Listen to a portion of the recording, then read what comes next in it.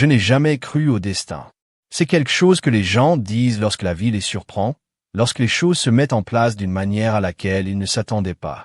Mais cette nuit-là, sous les lanternes jaunes tamisées, l'odeur du maïs grillé et des châtaignes grillées flottait dans l'air. J'ai commencé à me demander si, peut-être, juste peut-être, l'univers avait décidé de me donner un petit coup de coude. C'était juste un samedi soir ordinaire. J'étais en ville pour créer un réseau d'affaires lors d'un sommet Fintex. Après des heures de conversations tendues et de champagne sec, j'avais envie de quelque chose de réel, de chaleureux. J'ai déambulé dans les ruelles étroites du vieux quartier, attiré par la musique et les bavardages, jusqu'à tomber par hasard au cœur du marché nocturne. Des tissus aux couleurs vives, des enfants se poursuivant avec des doigts collants, de la vapeur s'élevant des étals de raviolis. C'était vivant, authentique. C'était comme le genre d'endroit où vivaient des gens avec des histoires réelles. C'est là que je l'ai vue, Saria. Elle se tenait derrière une cabine de thé, agitant doucement un éventail tout en disposant des pots de mélange d'hibiscus et de jasmin. Sa posture était gracieuse, mais ses yeux étaient vifs, perçants et alertes. Je n'essayais pas de flirter, je jure que non. J'ai juste montré un pot avec de petites fleurs séchées et j'ai demandé « Est-ce que ce goût est aussi bon que ça sent ?» Elle a souri et je jure que c'était comme si le monde s'était arrêté pendant une demi-seconde. « Ça a un meilleur goût ?» dit-elle. Nous avons commencé à parler de thé, de la météo, du fait qu'elle pensait que les hommes d'affaires comme moi ne souriaient jamais en public. J'ai souri. Elle m'a demandé si j'étais un de ces guerriers des tableurs qui ne savaient pas comment se détendre. Je lui ai dit que je dirigeais une entreprise technologique mais que je préférais les vraies conversations aux rapports trimestriels. Elle a ri. Eh bien, un type riche qui boit du thé aux fleurs, c'est nouveau. Je n'ai même pas bronché devant ce commentaire riche. C'était ludique, pas pointu, et peut-être qu'une partie de moi appréciait le fait qu'elle puisse me taquiner si facilement. Elle avait un rythme dans sa voix, une confiance. Elle n'a pas essayé de m'impressionner. Elle n'en avait pas besoin. J'ai fini par rester à son stand pendant près de 40 minutes. Elle m'a présenté à son oncle, qui a à peine levé les yeux après avoir compté la monnaie, mais a hoché la tête avec un grognement lorsqu'elle a dit que j'étais un client curieux. Nous avons parlé des saveurs locales, de l'endroit où elle a grandi, de la façon dont elle ajoutait de la cannelle supplémentaire dans les lots lorsque son oncle ne regardait pas. Elle était superposée et j'aime ça. Alors que j'étais sur le point de partir, elle m'a remis un petit sachet de feuilles de thé en vrac pour la maison. Elle a dit « Revenez la semaine prochaine et dites-moi ce que vous en pensez. » Et juste comme ça, je suis devenu accro. Je suis revenu le week-end suivant et le lendemain, nous avons commencé à nous promener ensemble au marché. Après avoir fermé son stand, j'ai appris que son vendeur préféré était un homme grincheux qui préparait les meilleures brochettes d'agneau. Elle a appris que je détestais les concombres avec passion. Je lui ai raconté comment j'avais grandi sur la côte est, fils d'un sidérurgiste et d'un professeur d'école, et comment j'avais bâti mon entreprise depuis mon dortoir universitaire. Elle m'a raconté qu'elle avait emménagé ici avec sa famille quand elle avait 10 ans, à quel point ils étaient soudés et à quel point ils se protégeaient mutuellement. Ils sont stricts, m'a-t-elle prévenu une fois. La vieille école, ils aiment les gens qui viennent de là où nous venons. Je n'ai pas bronché. Je lui ai dit que je respectais ça, que j'étais prêt à essayer. Nous avons continué à nous voir. Les promenades au marché se sont transformées en appels téléphoniques tard dans la nuit. Elle m'a rencontré pour déjeuner près de mon bureau. Je l'ai aidé à déplacer une partie de l'inventaire vers un nouvel espace pop-up. Elle m'a aidé à choisir une veste plus décontractée alors que je portais trop souvent le même blazer bleu marine. Elle était un puzzle et je voulais comprendre chaque pièce. Je voulais qu'elle se sente en sécurité. Nous n'avons pas bougé trop vite, mais quand il a cliqué fort.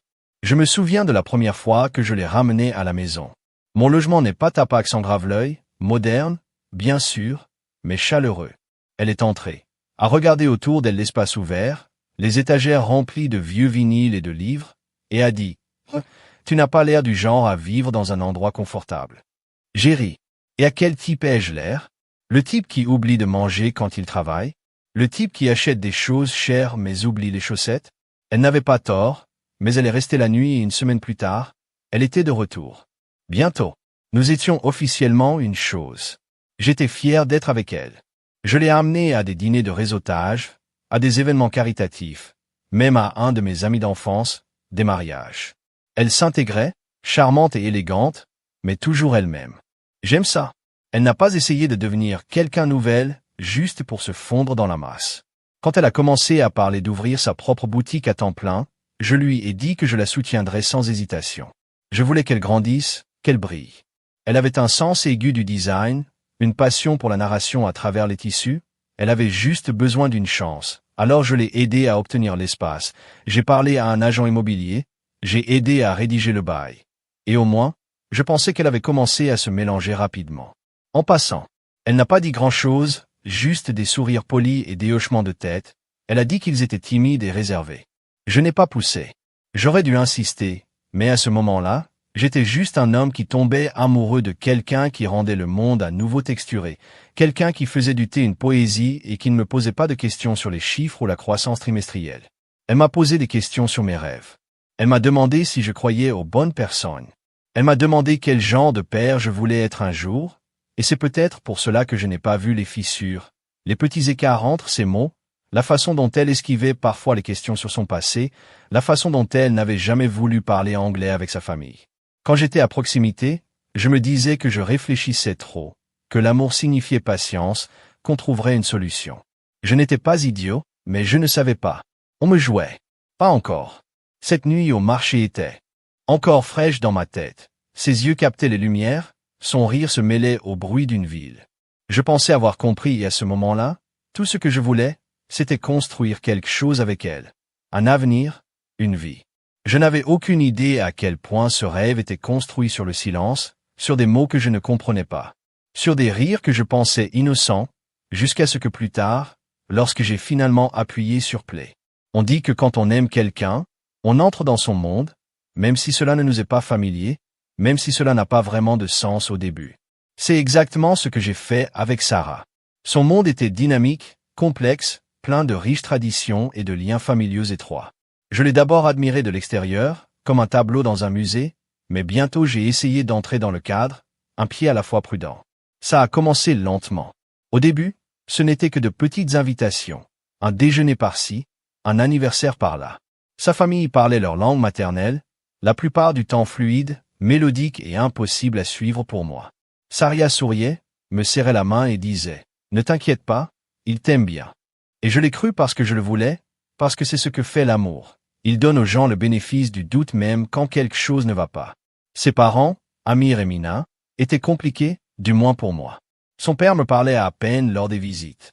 Il s'asseyait tranquillement sur son fauteuil préféré en regardant le sport ou en feuilletant un journal, levant seulement de temps en temps les yeux pour reconnaître que j'étais là avec un signe de tête ou un grognement. Sa mère était un peu plus chaleureuse. Elle offrait de la nourriture, souriait poliment, posait quelques questions légères en anglais. Mais cela semblait toujours superficiel, comme quelqu'un qui sert poliment un client, n'accueillant pas d'invité chez lui. Pourtant, j'ai continué à me présenter.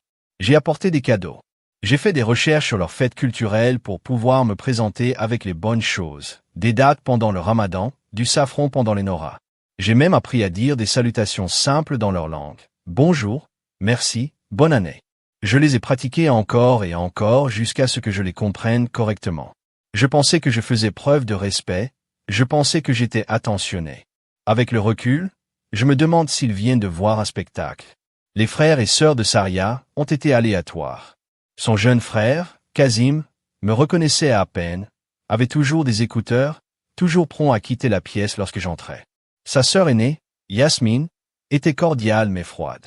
La seule personne qui ait jamais essayé de faire la conversation au-delà de ce que tu fais était son cousin Armen. Il travaillait dans la logistique, avait un sens de l'humour sec et semblait au moins me traiter comme un être humain, pas seulement comme un étranger.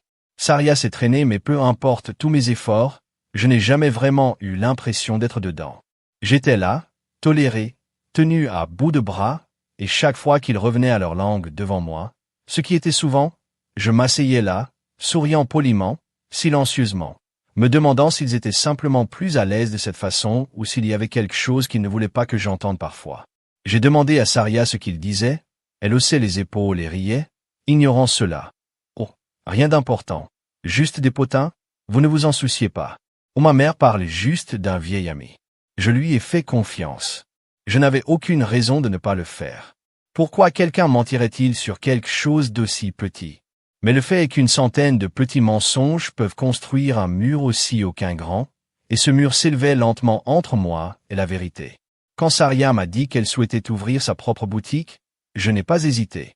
Elle en parlait depuis des mois. Elle voulait un endroit qui allie la mode traditionnelle avec une touche moderne, un espace où elle pourrait présenter des pièces faites à la main par des artisans de son pays. Elle avait une vision, elle avait de la passion. Ce qu'elle n'avait pas, c'était le financement. Alors je le lui ai donné. Je ne l'ai pas obligé à mendier. Je n'en ai pas fait un contrat ou une affaire. Je l'ai vu comme un investissement dans son rêve, dans notre avenir.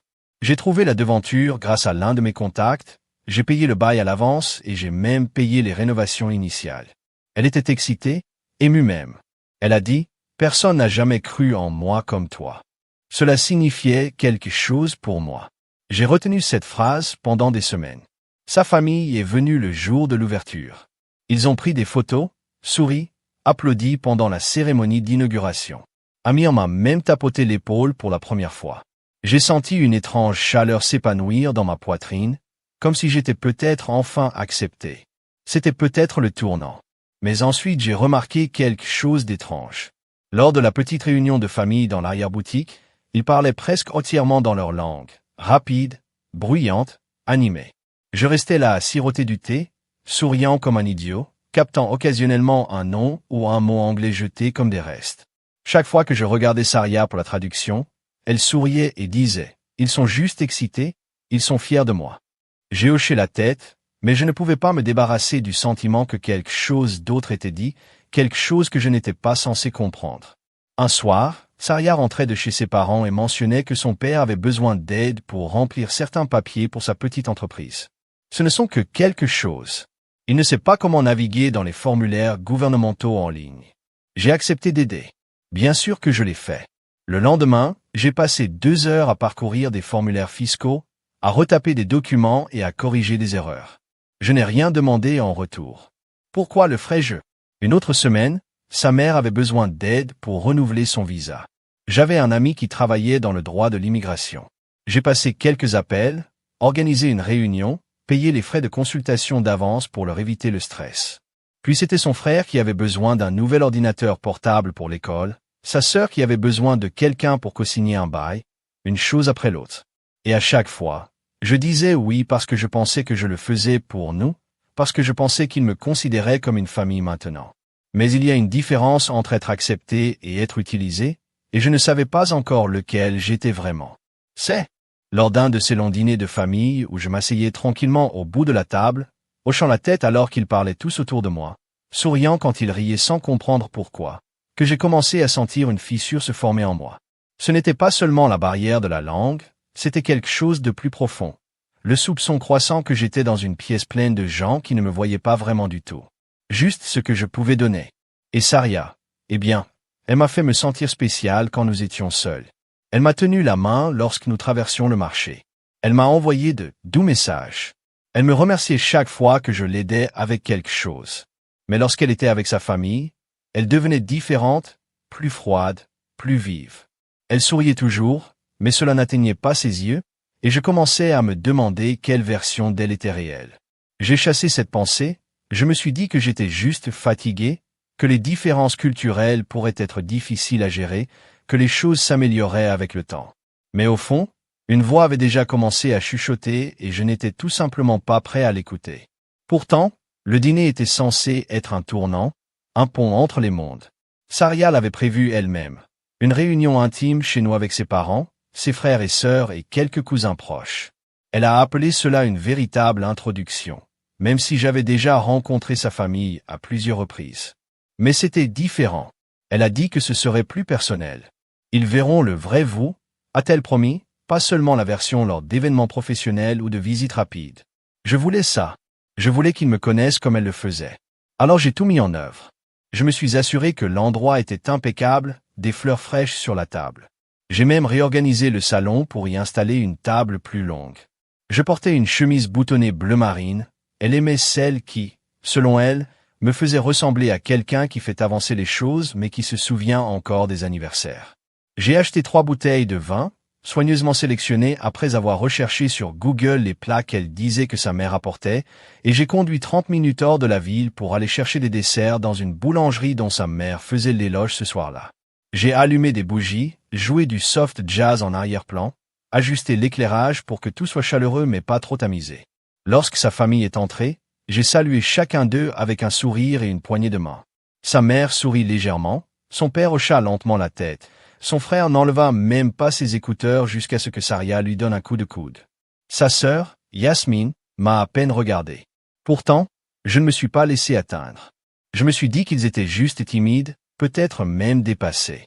J'avais lu en ligne que dans certaines cultures, l'acceptation chaleureuse peut prendre du temps, méritée, non supposée, et j'étais prête à la mériter. Le dîner commença assez bien. J'ai aidé la mère de Sarah à préparer la vaisselle. Son ragoût d'agneau remplissait la pièce d'un arôme incroyable. Je l'ai complimenté tout de suite. Ça sent incroyable. Merci de le partager avec nous. Mina a souri mais n'a rien répondu. Je ne savais pas si elle ne m'avait pas entendu ou si elle ne voulait tout simplement pas répondre en anglais. Je me suis assis à côté de Saria, qui semblait plus énergique que d'habitude, presque nerveuse, flottant de la table à la cuisine pour vérifier le four, même s'il n'y avait rien à l'intérieur. Je pensais qu'elle essayait de faire en sorte que les choses se passent bien. J'ai apprécié l'effort. Une fois que tout le monde eut rempli ses assiettes, la conversation commença, pas en anglais, bien sûr. En quelques minutes, la table était une rivière de mots étrangers, rapides et expressifs, pleins de rires et de gestes soudains des mains. Parfois, quelqu'un se tournait vers moi et me proposait une courte phrase comme « bon »,« oui » ou « plus de vin ». Mais c'était tout. Le reste était flou. J'étais assis là, mâchant lentement, écoutant la mélodie des voix. Je ne comprenais pas sourire quand quelqu'un riait, hocher la tête comme un imbécile quand il regardait dans ma direction. J'ai essayé de me pencher vers Saria à plusieurs reprises, en espérant qu'elle traduirait un peu et me ferait entrer dans le groupe. Elle me regardait et disait des choses comme il parlait juste de souvenirs d'enfance, ou c'est une vieille blague familiale, difficile à expliquer. Puis elle se retournait et rejoignait le rire. J'avais l'impression d'être un meuble. Non, les meubles seraient au moins reconnus. J'avais l'impression d'être un bruit de fond. Après le dîner, j'ai proposé de débarrasser les assiettes. Sa mère a d'abord résisté, mais j'ai insisté. Je voulais aider. Je pensais que s'il me voyait contribuer, il verrait que je n'étais pas seulement un invité, j'étais une famille.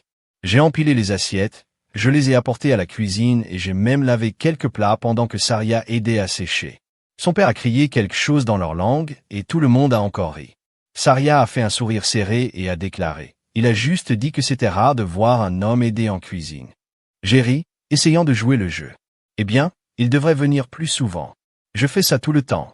Elle n'a pas traduit cela, a simplement hoché la tête et s'est détournée.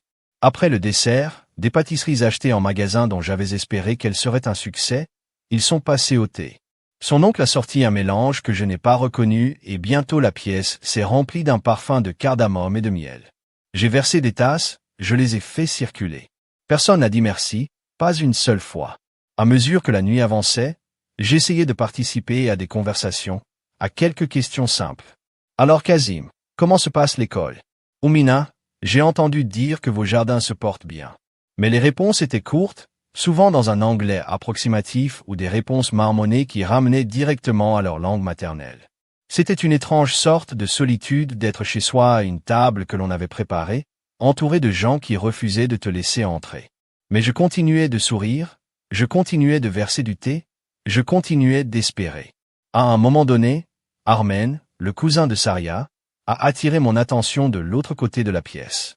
Il m'a lancé un regard neutre mais légèrement désolé.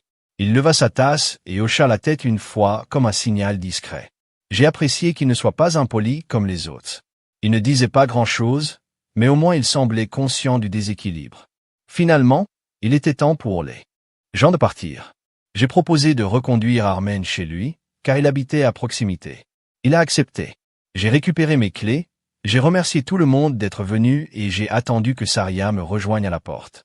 Elle restait en retrait pour dire au revoir dans leur langue, serrant sa mère dans ses bras, discutant avec sa sœur de quelque chose que je ne comprenais pas. C'était comme si j'avais disparu au moment où ils avaient fini de manger. Pendant que nous roulions, Armen était silencieux au début. Puis il a dit « Vous êtes patient ». Je lui ai jeté un coup d'œil. Est-ce une bonne ou une mauvaise chose? Il haussa à moitié les épaules. La plupart des gens auraient déjà dit quelque chose. Mais tu l'as gardé cool. Je souris faiblement, ne sachant pas trop comment répondre. Eh bien, je tiens à elle, dis-je, et je me soucie de sa famille. Il hocha la tête, mais ne dis rien de plus. Après l'avoir déposé, je suis rentré chez moi en silence. Quand je suis entré, Saria était déjà sur le canapé en train de parcourir son téléphone. Elle n'a même pas levé les yeux. Ça s'est bien passé, dit-elle. J'ai fait une pause. Je l'ai fait. Elle m'a finalement jeté un coup d'œil. Que veux-tu dire? Je veux dire. J'ai à peine dit 10 mots toute la nuit. Je me sentais comme un étranger. Elle a soupiré comme si je dramatisais. C'est comme ça qu'on est. Ils sont plus à l'aise dans leur langue. Ça n'a rien de personnel. Je sais, dis-je en m'asseyant à côté d'elle, mais j'avais l'impression que je n'étais même pas là. Elle se tourna vers son téléphone. Tu réfléchis trop. Ils vous aiment bien, mais ils ne sont tout simplement pas expressifs de la même manière. Je regardais le sol, l'odeur du ragoût de sa mère persistant dans l'air. Je voulais la croire. Je voulais croire que j'étais le bienvenu, que ce dîner signifiait un progrès. Mais quelque chose n'allait pas, et peu importe combien j'essayais de l'ignorer, je ne pouvais pas me débarrasser du poids qui pesait sur ma poitrine. Cette nuit-là, après qu'elle se soit endormie, je me tenais dans le couloir près du salon. J'ai jeté un coup d'œil au petit carré noir au plafond, la caméra discrète que j'avais installée il y a des mois pour des raisons de sécurité. Je me souviens des rires en quittant la pièce. Je me suis souvenu de la façon dont Saria a évité de traduire la majeure partie du texte et pour la première fois, une pensée s'est glissée dans ma tête comme une brise froide à travers une fissure dans la fenêtre. Et si je ne réfléchissais pas trop? Et si je commençais à enfin la voir? Je n'ai pas pu dormir cette nuit-là, non pas à cause du bruit ou des mauvais rêves, mais parce que quelque chose en moi avait bougé, comme une porte qui s'ouvrait doucement au fond de mon esprit, une porte que j'avais gardée fermée trop longtemps. Je m'allongeais à côté de Saria, écoutant sa respiration douce et régulière. Elle me tournait le dos, son corps recroquevillé comme pour se protéger du monde. Mais je n'étais pas le monde. J'étais son mari. Et pourtant je n'avais jamais ressenti autant de dé. Je suis entré dans la cuisine, j'ai allumé la faible lumière au-dessus de la cuisinière et je me suis préparé une tasse de thé, ironiquement, l'un des mélanges de sa boutique. Je n'y ai même pas goûté. Mon esprit était complètement ailleurs. Il rejouait le dîner de la nuit comme un mauvais moment fort. Les rires que je ne comprenais pas, les regards échangés lorsque je parlais, la façon dont son père marmonnait quelque chose juste après que je quitte la pièce pour prendre des serviettes supplémentaires, et comment tout le monde a explosé de rire immédiatement après.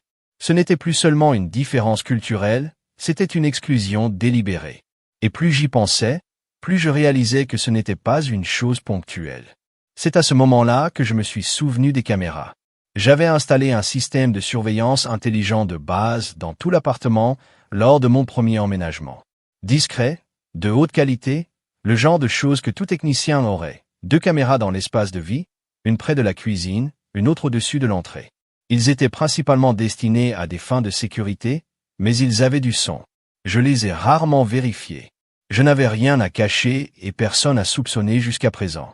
Je me suis dirigé vers mon bureau à domicile, j'ai déverrouillé mon bureau et j'ai ouvert le logiciel de surveillance. L'interface m'a accueilli comme un vieil ami que je n'avais pas vu depuis des mois. Je suis revenu à la soirée à peu près au moment où j'ai quitté le salon pour reconduire Armen chez lui. Là, il y avait des images figées de sa famille assise sur notre canapé en train de siroter du thé, les assiettes encore sales sur la table. J'ai cliqué sur Play. Les voix étaient claires, rapides, aiguës, le tout dans leur langue. Mon estomac se serra alors que je les regardais rire à nouveau. J'ai regardé Saria se pencher vers sa mère et dire quelque chose en désignant la cuisine, là où je venais d'être. Je ne savais pas ce qu'elle disait, bien sûr, mais je connaissais un outil qui le savait. J'ai coupé les images, nettoyé l'audio, exporté le fichier. Puis je l'ai téléchargé sur un service de transcription et de traduction que j'utilisais occasionnellement pour le support technique international de mon entreprise. Ce n'était pas gratuit, mais c'était rapide. J'ai tapé mes informations de paiement sans cligner des yeux et j'ai appuyé sur Envoyer. Cela prendrait 1 heure. Pendant cette heure, j'étais assis dans le bureau sombre, regardant le mur. Une centaine de pensées traversaient mon esprit, toutes s'écrasant les unes sur les autres comme des vagues. Étais-je paranoïaque? Est-ce que j'en ai trop lu? Peut-être qu'il racontait juste des blagues. Peut-être que c'était moi qui n'étais pas à ma place et ce n'était la faute de personne. Mais au fond, je le savais déjà. Quand la traduction est revenue, je l'ai ouvert lentement, comme si je retirais un pansement. Tu sais, cache quelque chose de pire qu'une blessure. Le texte était froid, direct. Saria, il n'est pas beau du tout. You, mais il est riche. Min, eh bien, il connaît sa place. Amir, C'est notre distributeur automatique familial, un choix intelligent. Il y avait plus de rires, plus de commentaires, de sarcasme à propos de mes compliments culinaires, son frère se moquant de mes efforts pour apprendre leurs salutations, sa sœur imitant ma voix. Ça sent incroyablement bon, avait-elle dit d'un ton pleurnichard, déclenchant encore plus de rires. Et Saria, elle ne les a pas arrêtés, elle s'est jointe à eux. C'est elle qui a dit la chose qui a fait le plus mal.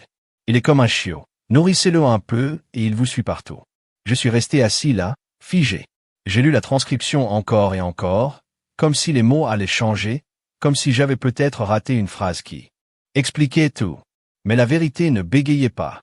Il était là, audacieux et nu. Il ne se souvenait pas, il n'était pas timide, il n'hésitait pas à m'inclure. Il se moquait de moi, m'utilisait. J'ai fermé le document et me suis adossé à ma chaise. Le silence était étouffant. Je pouvais encore entendre sa voix dans les images, ludique, presque musicale. La même voix qui me murmurait « bonne nuit » à l'oreille, les mêmes lèvres qui autrefois embrassaient mon front tout en me remerciant d'avoir cru en ses rêves, et maintenant ces mêmes lèvres s'étaient retroussées en un sourire narquois alors qu'elle m'appelait un distributeur automatique. Ça faisait combien de temps que ça? Est-ce que ça a toujours été le plan? Étais-je juste un projet qu'elle avait rapporté à ses parents? Pas beau mais utile? Je n'ai pas pleuré, je n'ai pas crié, je n'ai pas frappé le mur comme un personnage de film.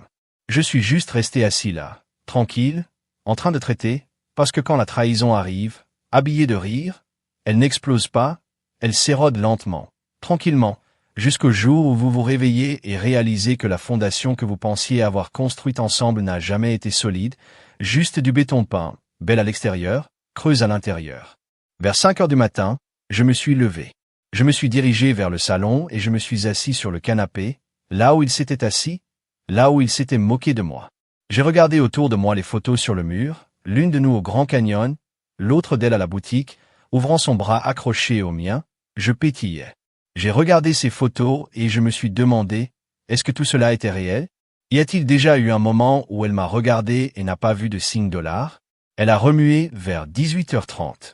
J'ai entendu ses pas marcher doucement dans le couloir lorsqu'elle est entrée dans le salon et m'a vu assis là, entièrement habillé, un ordinateur portable ouvert sur la table, les yeux rivés sur elle. Elle fit une pause. Dit-elle en se frottant lentement les yeux. Ça va? Je n'ai pas répondu. Au lieu de cela, j'ai tourné l'ordinateur portable vers elle et j'ai cliqué sur play. La vidéo a commencé. Leurs rires remplirent à nouveau la pièce. Sa voix, ses mots, limpides, avec les sous-titres que j'avais moi-même ajoutés. Elle s'est figée. Sa main s'est détachée de son visage. Sa bouche s'ouvrit légèrement lorsque sa voix sur l'écran dit « Il n'est pas beau du tout, Burke, mais il est riche ». Elle m'a regardé, la panique montant. « Alu, J'ai levé la main. Non, non. Ses yeux se sont remplis de larmes. Ce n'est pas ce que tu penses. Il plaisantait juste. Ma famille peut être dure, mais c'est culturel. Tu m'as traité de chiot. Dis-je doucement. Tu as dit que je suivais la nourriture. Tu as dit que je ne suis pas attirant, juste pratique. Elle déglutit. Je ne le pensais pas comme ça. C'était un moment stupide. Je ne savais pas exactement que tu enregistrais. Je l'ai interrompu. Tu ne le savais pas. Alors c'est qui tu es vraiment, quand tu ne fais pas semblant. J'étais nerveux. Je voulais qu'il t'accepte. Parfois on plaisante, mais ce n'est pas sérieux, pas sérieux. J'ai ri amèrement. J'ai financé ton rêve. J'ai aidé tes parents. J'ai porté ton monde sur mon dos et tout le temps tu riais derrière le mien. Elle a commencé à pleurer. J'ai foiré. Je ne voulais pas te blesser. Je n'ai rien dit parce qu'à ce moment-là, j'ai réalisé quelque chose. Je n'étais pas en colère. J'avais fini. Je ne suis pas allé travailler ce matin-là. Au lieu de cela, je suis resté dans le silence de mon appartement. Pas de musique, pas d'appel, pas de mais, juste le faible bourdonnement du réfrigérateur et le bourdonnement occasionnel de mon téléphone qui vibre contre la table. Un nouveau message de Saria, toutes les 20 ou 30 minutes. Ce fut d'abord la confusion, puis le déni, puis la mendicité. Je n'en ai pas ouvert un seul. La veille, j'étais un homme essayant de construire un pont. Maintenant, j'étais debout dans les cendres. Vers midi, j'ai préparé une tasse de café noir et je me suis assis à mon bureau. Mon ordinateur portable était toujours ouvert. De la veille, les sous-titres se figèrent sur le visage de Sarah, au milieu du rire. Je l'ai revu, non pas parce que j'étais incertain, mais parce que j'avais besoin de comprendre à quel point les racines de cette trahison étaient profondes. Je suis passé au moment où j'ai quitté la salle à manger pour ramener Armen à la maison. Ça a commencé subtilement. Son frère marmonna quelque chose qui fit éclater de rire les autres. Son père, Amir, se pencha en arrière sur sa chaise, les yeux brillants d'amusement. Mina s'essuya la bouche avec une serviette et sourit. Puis Saria l'a dit, « Il n'est pas beau du tout, mais il est riche. » Elle a même plissé le nez comme si c'était quelque chose qu'elle a dû endurer. Puis sa mère la rejoint. « Eh bien, il connaît sa place. » Son père rit plus fort. « C'est notre distributeur familial. Choix intelligent. » Ils ont tous ri. Aucune honte, aucun inconfort, pas même une trace de culpabilité. C'est ce qui m'a marqué, pas seulement les mots, mais le confort avec lequel ils les ont prononcés.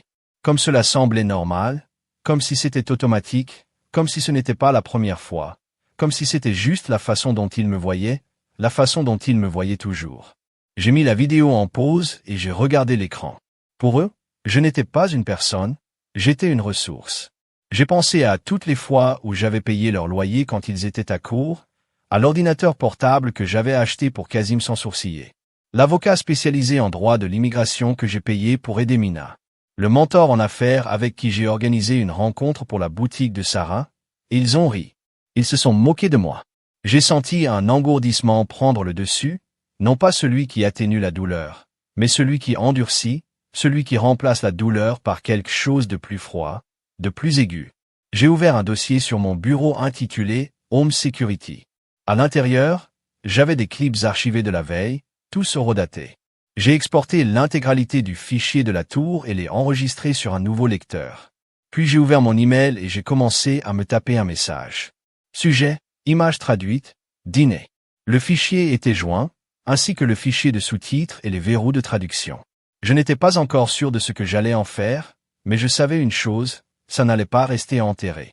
Après cela, je me suis levé, j'ai attrapé 2 valises vides dans le placard et j'ai commencé à emballer ces affaires. Vêtements, bijoux, trousses de maquillage, outils pour cheveux, carnet de croquis. Tout. Je ne me suis pas plié, rien. Je n'ai pas pris le temps de préparer ou d'organiser. J'ai tout placé. Dans les valises aussi froidement que ces paroles résonnaient dans ma tête. Le placard est passé de plein à vide en 20 minutes. Les étagères de la salle de bain vidées, les tiroirs débarrassés, ses cadeaux lentement effacés. Vers 15 heures je lui ai envoyé un texto. Tes affaires sont emballées. Viens les chercher, n'amène personne. 10 minutes plus tard, elle répondit. S'il te plaît, Reed, parlons-en.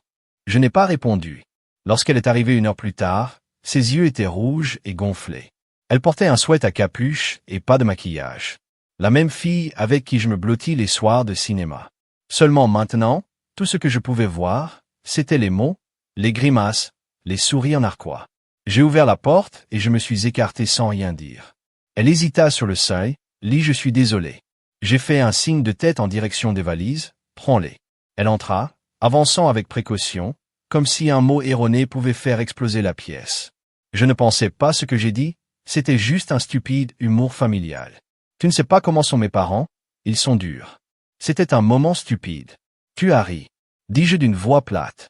Elle s'est essuyée la joue parce que je ne voulais pas qu'ils pensent que j'étais faible. Je ne voulais pas avoir l'air de l'être, comme si j'étais amoureux de quelqu'un qu'ils n'approuvaient pas. Et qu'étais-je censé être? Un projet secret? Je me suis rapproché. Tu m'as appelé un guichet automatique. Ton père dit ça à voix haute et tu as ri. Elle baissa les yeux. J'avais peur. Non, j'ai dit que tu étais à l'aise. Elle n'a pas répondu. Je t'ai tout donné, Saria. J'ai respecté votre culture, votre famille, vos rêves. J'ai payé des choses sans compter les points. Je suis resté assis dans des pièces pendant des heures sans comprendre un mot et je souriais toujours. Et tu t'es assis à ma table, et tu as craché dessus. Des larmes coulaient sur son visage. Je ne voulais pas que ça aille aussi loin, mais c'est arrivé. J'ai montré les sacs et maintenant c'est fait. Elle a pleuré plus fort. Vous ne pouvez pas tout jeter. Drôle. J'ai dit que c'était exactement ce que tu avais fait. Elle s'est retournée et est sortie. Plus de disputes, plus d'excuses, juste le doux roulement des roulettes de valises qui s'estompent dans le couloir. J'ai fermé la porte, je l'ai verrouillée, puis je me suis appuyé contre elle, les yeux fermés, expirant finalement le poids que je portais depuis trop longtemps. Cette nuit-là, je me suis assis dans mon lit, le téléphone sur un ordinateur portable silencieux, les lumières éteintes. Je ne me sentais pas vide. Je me sentais propre. Mais l'histoire n'était pas terminée, car même si je l'avais expulsé de chez moi, ce qu'elle et sa famille avaient fait n'était pas seulement cruel. C'était intentionnel. C'était un modèle et je savais au fond qu'ils essaieraient de renverser le récit, de me faire passer pour le problème, le méchant. J'ai donc tout soutenu, des copies triples, du disque dur, du cloud flash, parce que la prochaine fois qu'ils ont essayé de rire de moi, je m'assure que le monde regardait. Le lendemain matin, je me suis réveillé avant le soleil. Je n'ai pas beaucoup dormi, mais je ne me sentais pas non plus fatigué. C'était une étrange sorte de calme, le genre qui apparaît après la tempête lorsque les dégâts sont déjà faits et qu'il ne reste plus rien à discuter. Mon appartement était calme. Le placard était à moitié vide. L'odeur de son parfum qui s'attardait dans le couloir était déjà s'estompe. J'ai fait une bonne tasse de café et je me suis assis dans le salon. Tout semblait exactement comme il a fait la nuit de ce dîner, sauf maintenant que le silence signifiait quelque chose. Ce n'était plus paisible. C'était conscient. Je ne sais pas combien de temps je me suis assis là avant que le buzzer ne reflète. Je n'avais pas besoin de vérifier qui c'était. Je savais déjà. J'ai appuyé sur le bouton d'interphone, monter. J'ai dit, pas de chaleur, pas d'accueil, juste des instructions. Quelques minutes plus tard, elle a franchi la porte. Saria, pas de valise cette fois. Juste elle-même. Pas de maquillage, vêtue d'un sweat à capuche gris nature et de leggings. Ses cheveux étaient attachés et ses yeux semblaient non plus qu'elle n'avait pas dormi. Mais ce qui m'a frappé, ce n'était pas l'épuisement sur son visage, c'était le désespoir. Elle n'a rien dit au début, se tenait là à l'entrée comme si elle ne savait pas si elle était autorisée à aller plus loin. « Asseyez-vous » dis-je, pointant le canapé qu'elle obéit sans un mot. Le même canapé où sa famille s'était une fois assis en riant à mes dépens. Le même canapé où elle avait autrefois recroquevillé avec une couverture, regardant des documentaires et sirotant du thé. Je l'ai fait. Maintenant, elle avait l'air d'être en procès. Je me suis dirigé vers la table basse et j'ai ouvert mon ordinateur portable. Il était déjà en queue de file d'attente. Les mêmes images, même traduction, même sous-titres. J'ai tourné l'écran vers son jeu, j'ai dit que ses mains tremblaient légèrement en déplaçant le curseur. Je me suis assis en face d'elle, les bras pliés, la regardant plus que l'écran. Il a joué à nouveau. Son père, sa mère, son frère, sa sœur, les blagues, le rire, sa voix. Il n'est pas beau du tout, mais il est riche. Ce sourire familier, le rire fort, les mots qui frappent plus fort chaque fois que je les ai entendus. Elle n'a pas pleuré au début, elle a continué à regarder, se mordre la lèvre inférieure, la mâchoire se serra. Je pouvais voir le moment où son expression s'est brisée, la partie où elle a dit que j'étais comme un chiot. Cela l'a fait. Ses yeux ont brillé à la fin de la vidéo. Elle m'a finalement regardé. Je sais comment ça sonne, chuchota-t-elle. Mais je jure que c'était juste une blague. Vous continuez à dire ça, ai-je répondu à la voix basse. Mais avec qui plaisantez-vous, votre famille ou moi? Ce n'était pas pour toi, dit-elle rapidement. C'était à ce sujet. J'essayais de vous intégrer dans une image qu'ils accepteraient. J'avais peur qu'ils ne me respectent pas si je semblais trop doux, trop attaché, trop amoureux de votre mari. J'ai dit brusquement. C'est ce que tu cachais? Son visage tomba. Je ne voulais pas qu'ils pensent que j'étais marié juste pour de l'argent, ironiquement. Alors je me suis penché dans leur vision de vous en faisant une blague pour que je n'ai pas l'air faible. J'ai ri, mais ce n'était pas un son gentil. C'est riche. Vous avez essayé de ne pas ressembler à un creuseur d'or en m'appelant riche et peu attrayant sur leur visage. Elle détourna les yeux, les lèvres tremblantes, j'ai foiré. Vous l'avez fait, dis-je, et vous n'étiez pas ivre, vous n'étiez pas contraint, vous étiez à l'aise. Vous avez ri avec eux. Vous n'avez pas bronché quand ils m'appellent votre guichet automatique. Vous ne les avez pas corrigés, vous ne m'avez pas défendu. Vous vous êtes joint. Elle a finalement commencé à pleurer, au début, les mains couvrant son visage. Je sais que je l'ai fait. J'ai eu tort. Je ne pensais pas que tu ne l'aurais jamais entendu. Ce n'est pas une excuse. Je suis juste Dieu. J'ai tellement honte. Il y a eu un silence pendant quelques instants. Je me suis levé et je me suis dirigé vers la cuisine. J'ai versé un verre d'eau et je l'ai ramené. Elle le prit, les mains tremblantes. Tu ne m'embarrassais pas seulement, Saria. J'ai dit que vous m'avez transformé en transaction et vous l'avez fait chez moi. Après tout ce que j'ai donné, après tout ce que j'ai partagé, vous avez fait de moi une blague aux gens que j'essayais si fort pour plaire. Elle hocha la tête, les yeux mouillés. Je ne méritais rien, pas toi, pas la boutique, pas les dîners, Rien. Je me suis assis. J'ai besoin de vous demander quelque chose. Elle leva les yeux. Quand a-t-il commencé? Elle cligna des yeux. Quoi? Quand ont-ils commencé à me moquer comme ça? Cela se produisait-il toujours derrière mon dos? Elle hésita. Cette pause m'a tout dit. Je ne sais pas. Elle a dit lentement. Peut-être pas au début. Mais après que nous soyons devenus sérieux et que vous avez aidé avec les choses, il leur est devenu plus facile de supposer que je n'étais utile que parce que j'avais de l'argent. J'ai fini pour elle. Elle hocha la tête, essuyant ses yeux. J'ai laissé cela arriver. J'aurais dû l'arrêter. J'aurais dû vous dire que je ne pensais pas que ça irait aussi loin, mais c'est le cas. J'ai dit, et nous voici. Elle était silencieuse, respirant juste, sa poitrine se montant et tombant, comme si elle attendait qu'une phrase soit infligée. Je n'essaie pas de te ramener, dit-elle soudainement. Je sais que je ne le mérite pas, mais je voulais te regarder dans les yeux et dire je suis désolé, pas seulement à travers des textes ou des emails. Je devais le dire à haute voix. Tu as déjà dit à haute voix. Je l'ai toujours fait. Alors attendez-vous à ce qu'il réécrive la fin pour vous. Là encore, puis encore, je n'ai pas repris. Les messages vocaux étaient d'abord dans la voix de son père, calme, mesuré, mais empêché d'autorité silencieuse. Nous devons parler. Ce comportement est inacceptable. Vous ne jetez pas de la famille dans la rue pour un malentendu que sa mère un peu plus nette. Vous nous êtes tous embarrassés. Saria a le cœur brisé et vous nous enregistrez comme ça dans votre propre maison. Je me suis assis sur mon canapé, mon téléphone en main, en écoutant ces messages avec la même expression engourdie que quelqu'un porte lorsque vous regardez des étrangers argumenter sur les nouvelles. Détaché. Fait. Ils ne tenaient pas la main pour s'excuser, ils ne réfléchissaient pas, ils ont été offensés parce que je les ai attrapés, parce que je ne me suis pas roulé et je ne continuais pas à sourire parce que je n'ai pas laissé la blague continuer. Plus tard dans l'après-midi, j'ai reçu un long email de sa sœur aînée. Je ne me souvenais même pas de lui avoir donné mon email, mais c'était là, 3 paragraphes m'accusant d'être émotionnellement immature, d'armement des différences culturelles et d'humilier une femme qui ne voulait appartenir qu'à appartenir. Je n'ai pas répondu. Que dirais-je? Que leurs blagues familiales sont venues avec des portes fermées et de faux sourires. Que l'homme qu'ils appelaient un guichet automatique avait finalement manqué de patience. Non, je n'étais pas intéressé à me défendre auprès de gens qui n'avaient jamais essayé de me comprendre. Ils pouvaient parler entre eux. Ils l'ont toujours fait de toute façon.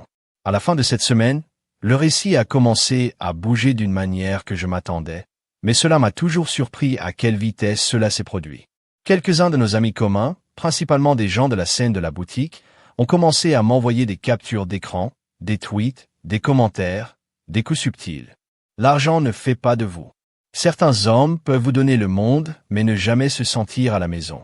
Et le pire, publié par quelqu'un que je ne connaissais pas, mais clairement dans le cercle de Saria.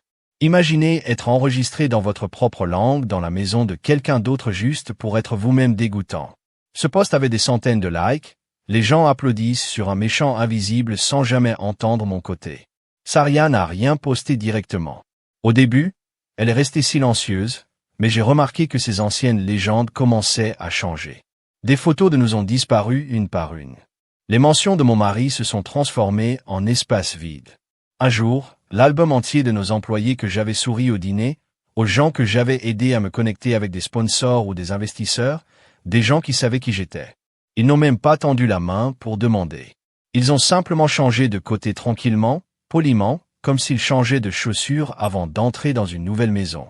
J'ai pensé à applaudir, à publier la vidéo, aux sous-titres, à la transcription, à laisser le monde voir la vérité. Mais quelque chose m'a retenu. Peut-être que la fierté, peut-être la retenue, ou peut-être que je voulais juste voir jusqu'où ils iraient avant que la vérité ne frappe, parce que je savais quelque chose qu'ils ne faisaient pas. Je n'étais pas le seul à regarder cette nuit-là. C'est Armen qui a d'abord rompu le silence. Il m'a envoyé un texto 3 jours après la visite de Saria, seulement 5 mots. J'ai vu l'homme des images. J'ai regardé le message pendant longtemps avant de répondre. Vous étiez le seul à m'avoir regardé dans les yeux. Il a répondu dans 1 minute. Je suis désolé, j'aurais dû dire quelque chose plus tôt. Je ne savais pas que ça irait aussi loin, mais il parlait comme ça depuis des mois. J'ai toujours pensé que c'était cruel, mais tu étais tellement patient que je pensais que tu savais que tu ne savais pas. J'ai tapé, mais maintenant je le fais. Tu ne méritais pas ça. Il en a dit. Cela signifiait plus que ce à quoi je m'attendais. Plus tard dans la soirée, j'ai reçu un message de Denika, mon assistant. Elle avait toujours été nette, efficace, loyale. Elle n'est jamais fière, mais elle était attentive, trop attentive. Parfois, son message était court aussi. Elle est venue au bureau aujourd'hui. Je clignais des yeux, je me suis assis plus droit. Que voulait-elle?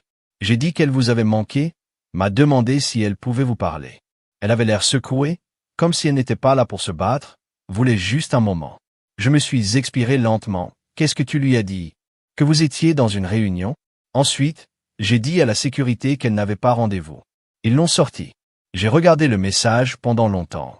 Le vieux moi, la version de moi il y a un mois, se serait précipité en bas, aurait écouté, lui aurait donné une autre chance d'expliquer. Mais cette version avait disparu, enterrée sous un tas de rires. Je n'ai pas compris jusqu'à ce qu'il soit traduit. Les prochains jours étaient à nouveau silencieux. J'ai commencé à travailler plus tôt. Je me suis enterré dans la stratégie de code, les nouvelles offres, tout ce qui ne nécessitait pas la bande passante émotionnelle. Et pourtant, partout où je me tournais, il y avait un rappel, une écharpe qu'elle a laissée dans le placard de manteau, les pots de thé dans la cuisine, la carte d'anniversaire nichée dans un tiroir que je n'avais pas ouvert depuis des mois. De petites choses qui signifiaient autrefois l'amour, maintenant juste du bruit. Finalement, je savais que je devais faire ce que j'avais repoussé. J'ai appelé mon avocat. Nous avons eu un contrat. Saria l'avait signé avant le mariage, à l'époque où les choses étaient douces et simples, et elle a ri de ma paranoïa pour même l'avoir suggéré. Vous pensez que je suis après votre argent? Elle avait ri. Maintenant, cette question avait un sous-titre. Nous avons demandé le divorce, tranquillement, proprement. L'avocat a déclaré qu'elle pourrait en contester des parties. Je lui ai dit que c'était bien. Nous avions des images, une preuve, une intention et nous n'étions pas bluffés. Il a fallu moins d'une semaine pour que son avocat se replie. Elle n'a pas obtenu le bail de boutique. C'était en mon nom. Elle n'a pas eu de parfum d'action de mon entreprise. Ils étaient protégés. Ce qu'elle a obtenu, c'est le silence. Ce que j'ai obtenu, c'est la paix. À la fin de ce mois, le bavardage en ligne a de nouveau changé. La vidéo avait divulgué, non pas par moi, mais quelqu'un l'a laissé tomber dans un chat de groupe privé. Ensuite, quelqu'un d'autre l'a transmis. Finalement, il a atteint quelqu'un avec une plateforme et, tout comme ça, les sourires, le SNE, étaient publics et les gens n'aimaient pas ce qu'ils ont vu. Les marques ont commencé à se retirer tranquillement de la boutique de Saria. On a même publié un message public. Nous ne nous alignons pas sur ce type de manque de respect envers les partenaires et les partisans. Sa page sociale de boutique est devenue silencieuse. Son dernier article, une semaine plus tard, était une image en texte brut. Parfois, nous perdons les gens qui nous ont tenus.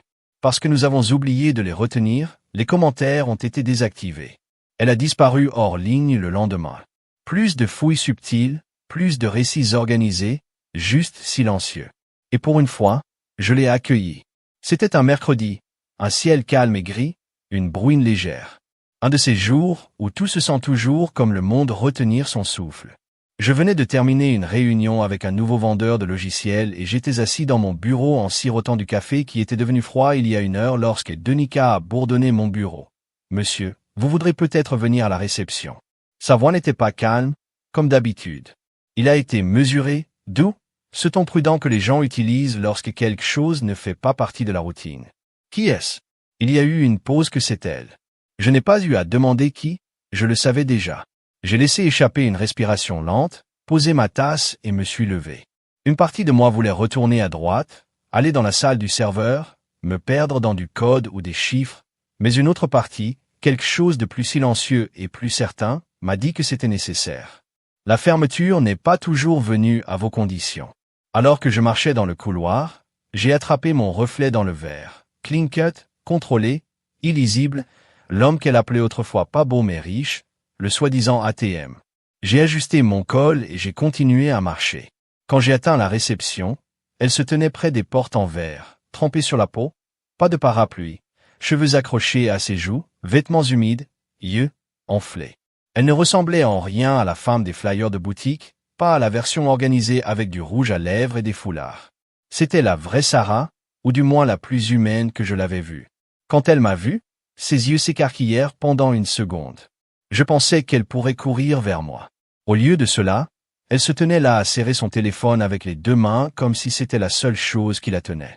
Lire chuchota-t-elle. Je ne parlais pas, Je m'incline simplement la tête, faisant signe vers une salle de conférence privée à proximité. Elle a suivi sans un mot à l'intérieur. J'ai fermé la porte et je me suis penché contre le mur. Elle était assise au bord d'une chaise comme si elle ne savait pas si elle méritait d'être là. J'ai juste commencé à craquer la voix. Je ne savais pas où aller d'autre. J'ai hoché la tête une fois que vous avez trouvé l'adresse. Elle grimaça à la froideur de ma voix.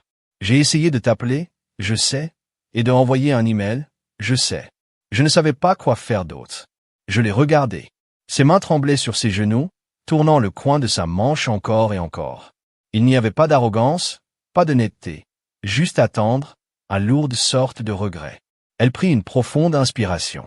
Les boutiques fermaient, je n'ai pas tressaillé. J'ai aussi entendu mes sponsors abandonner les clients. J'ai essayé d'expliquer, mais lorsque la vidéo est sortie, elle a emporté le silence. C'est incroyable. J'ai finalement dit à quelle vitesse la vérité se déplace quand elle n'est plus cachée. Elle a hoché la tête rapidement, comme si elle était d'accord avec tout ce que j'ai dit maintenant pourrait annuler ce qui avait déjà été fait. Je ne savais pas que ça irait public. Je ne pensais même pas que vous garderez les images. Vous ne pensiez pas non plus le comprendre. Elle leva les yeux. Cette partie fait mal. Je n'ai jamais pensé que tu étais stupide, a-t-elle dit. Je pensais que tu étais gentil, trop gentil, et j'en ai profité. J'ai croisé les bras. Est-ce vos excuses? Non, dit-elle rapidement. C'est juste la vérité. Une autre perle de silence. Je ne suis pas venue ici pour demander quoi que ce soit, dit-elle doucement. J'avais juste besoin de toi pour me voir. Pas la femme en ligne, pas celle de la vidéo, juste moi. Même si vous ne me parlez plus jamais. J'ai incliné ma tête. Pourquoi? Parce que je ne peux pas vivre avec la dernière fois que nous parlions comme ça. Je l'ai étudié. Pas avec colère, pas même avec pitié, juste de clarté. Elle avait fait ses choix et maintenant elle était là, debout dans l'écho d'eux. On vous a donné un cadeau, ai-je dit en gardant ma voix calme. Un partenaire qui vous a soutenu, a cru en vous, vous a aidé à construire quelque chose à partir de zéro. Et qu'avez-vous fait avec ça? Elle n'a pas répondu. Vous vous êtes moqué. Vous avez permis aux autres de faire d'eux.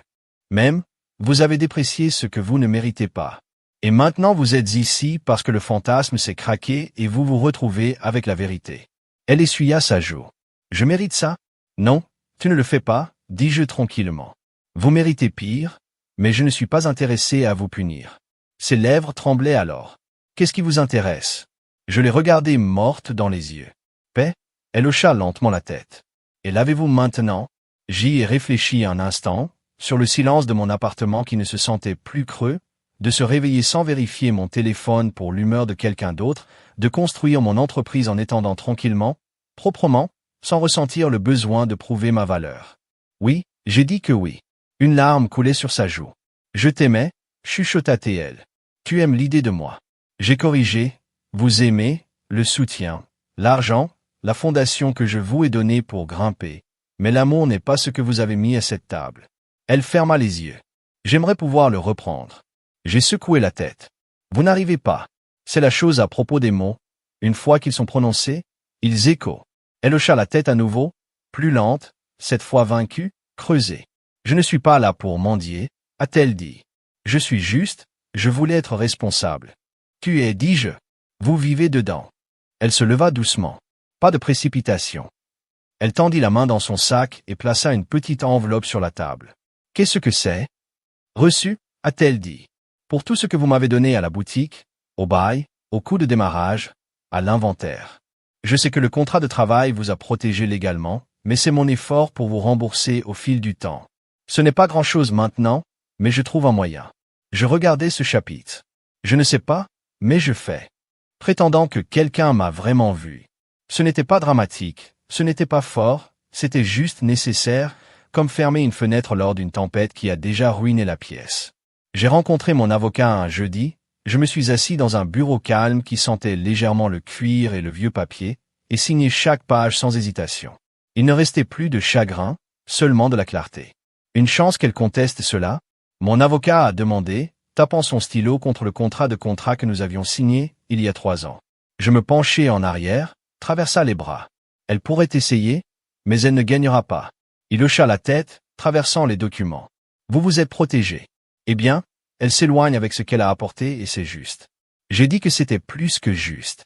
J'ai laissé le bureau en se sentant plus léger que je ne l'avais fait depuis des mois. Le soleil était coupé pour la première fois toute la semaine, jetant une lumière douce à travers la ville comme une sorte d'offre de paix cosmique. Je n'en avais pas besoin, j'avais moi-même fait la paix. Le détachement légal s'est déplacé rapidement. Lorsque les journaux ont été servis, j'ai reçu un appel d'elle, une dernière tentative de parler. Je n'ai pas répondu. Elle a envoyé un email. Je l'ai archivé. Il ne restait rien à dire. Je lui avais déjà donné la scène et elle l'a utilisée pour démolir les rideaux. Ce à quoi je ne m'attendais pas, cependant, c'est Internet. Cela a commencé tranquillement, juste des chuchotements, des captures d'écran dans des forums anonymes, des publications floues avec des noms expurgés. Quelqu'un a divulgué la vidéo, pas seulement le clip, la version complète, le dîner, les sous-titres. Au moment où son père m'a appelé un guichet automatique, au moment où elle a ri et a dit « Je n'étais pas beau, juste utile ». Chaque mot, chaque insulte, chaque rire, il était tous là, exposé, et la réaction, instantanée, sauvage. Des milliers de commentaires ont coulé à TikTok, des fils Reddit, des vidéos de commentaires. Les gens n'étaient pas seulement choqués, ils étaient en colère, furieux en mon nom. Je suis devenu le symbole des hommes calmes qui aiment trop fort et se moquent de ça. L'épine dorsale invisible, l'homme derrière la boutique. Hashtag justice pour le guichet automatique a commencé à tendance. C'était surréaliste. Je n'ai jamais voulu de la gloire, mais j'étais là, ma voix coupée dans des piqûres sonores, mon histoire racontée par des étrangers sur des podcasts. Ils ne connaissaient même pas mon nom, mais ils savaient ce que je défendais. Et Saria, son monde s'est ouvert. Les sponsors qui ne l'avaient pas abandonné ont déjà disparu du jour au lendemain. Instagram de sa boutique est passé du luxe organisé au silence numérique. J'ai entendu un ami dans le commerce de détail qu'elle essayait de vendre des stocks à moitié prix juste pour rester à flot. Puis une autre rumeur, son bail avait été révoqué. Apparemment, son propriétaire ne voulait pas que le drame soit lié à son bâtiment. Ses partisans ont disparu, les marques se sont éloignées et lorsqu'elle a publié une caméra vidéo d'excuses en larmes, mince, pas de filtre, de mascara en marche, cela n'a pas atterri comme elle l'espérait. Les commentaires étaient brutaux. Vous vous êtes moqué de l'homme qui vous a construit. Gardez vos larmes. Retournez son argent. C'est pourquoi les bons gars ne font plus confiance. Elle a désactivé les commentaires quelques heures plus tard, a supprimé la vidéo le lendemain matin, puis elle a disparu. Plus de mise à jour, pas de nouveaux messages, juste du silence.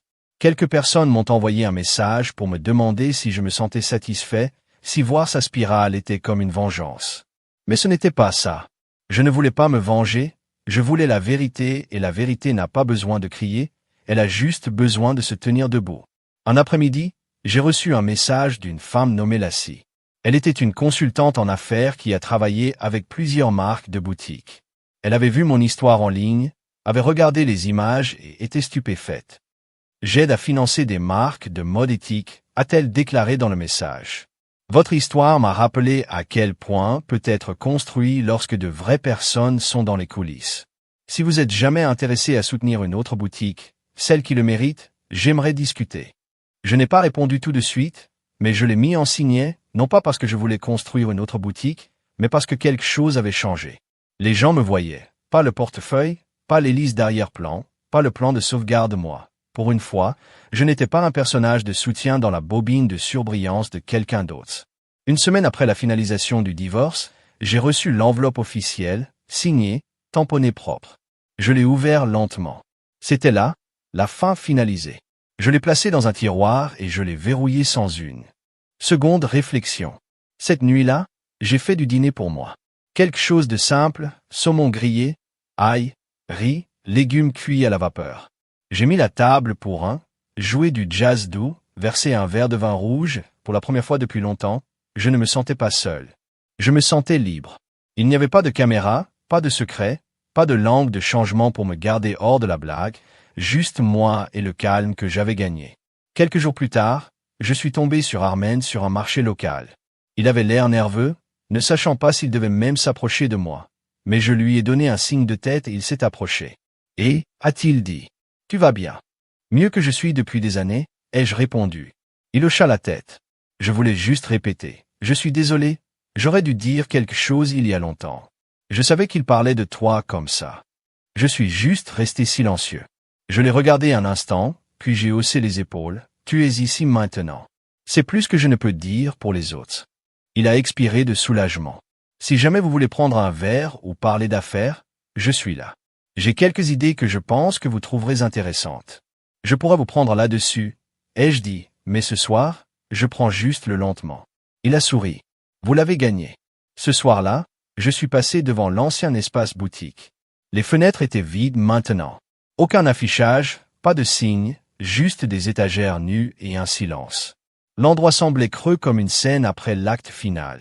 Je me tenais là pendant une seconde, les mains dans mes poches, regardant le reflet de moi dans le verre, pas comme un imbécile, pas comme une blague, mais comme un homme qui a tout donné et s'est finalement rappelé ce qu'il valait.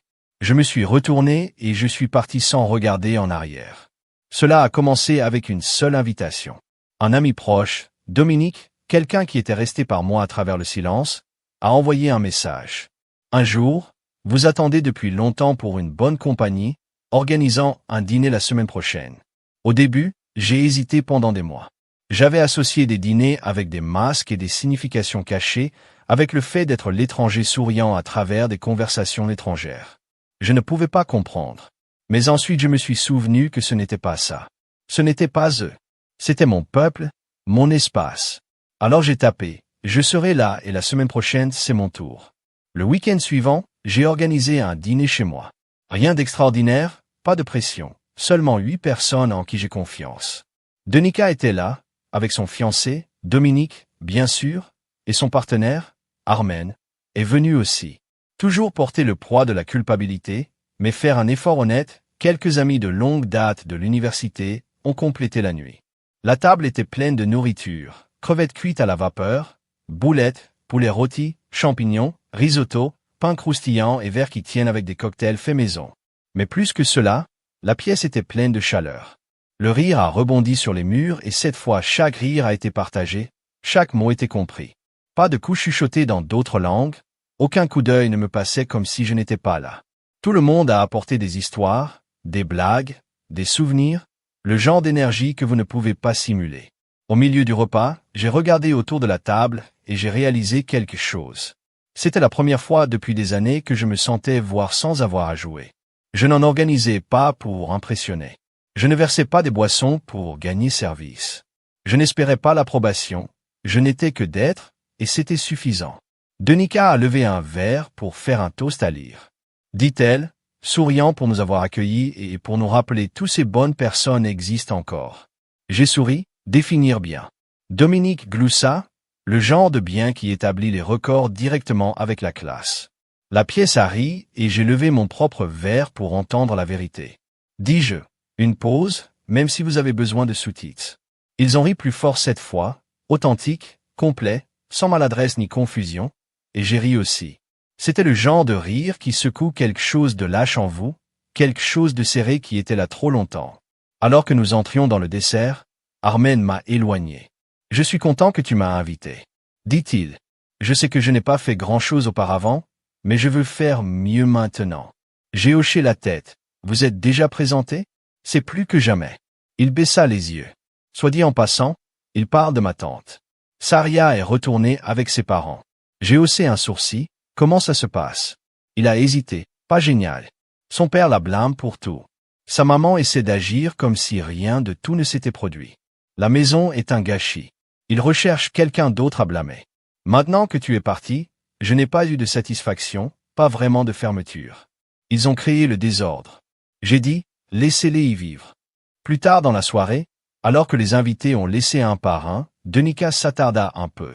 Elle m'a remis un cadeau, juste un petit quelque chose, a-t-elle dit, souriant. À l'intérieur était une tasse personnalisée, noire avec des lettres en or, pas un guichet automatique. J'ai ri si fort que je l'ai presque laissé tomber. Elle a souri. Je me suis dit que vous méritez quelque chose de précis. Il était assuré sur mon bureau, certains ont été épargnés, quelques-uns ont été réduisés. Beaucoup de gens ont été le guichet automatique de quelqu'un, mais tous les semaines ont été réalisés. Ning dans certains cercles, pas parce que je soupire et moi. J'ai même pris des vacances pour la première fois en plus de 2 ans, passant une semaine au Portugal seul, en regardant l'océan et en ne pensant à personne qui m'a fait me sentir petit. Un après-midi, pendant un moment calme sur mon balcon, j'ai écrit quelque chose dans mon journal. Ils ont essayé de rire de moi dans leur langue, mais j'ai construit une vie dans la mienne. J'ai fermé le livre, je me suis versé un verre et j'ai souri. Parfois, la paix ne vient pas avec des feux d'artifice. Parfois, il arrive juste avec le son de votre propre voix, claire, stable et enfin entendue. Je n'avais pas besoin de me venger, je n'avais pas besoin de m'excuses. Je n'avais pas besoin qu'ils comprennent, parce que je me suis compris maintenant et j'étais plus que suffisant.